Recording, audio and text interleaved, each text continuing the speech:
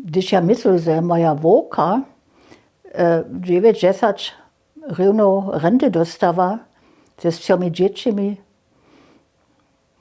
to je to drugie prašenje. Ja sam ja wiele wučo mysliwa, kak su ta svojba naše vovky ze sprawuku, bez muža a 4 dziećmi, kak su oni žive byli, snadnuške po moim zdaču. A potom je mój dan też we wojnie został, a wuj też, brat mojej mačerje. Takže nie ženie, jen muž jo dziewacz mu, jenoż ten bur Jordan, to je za nas te zapšan, te voranjo, a tajke nešto čini se s konjom.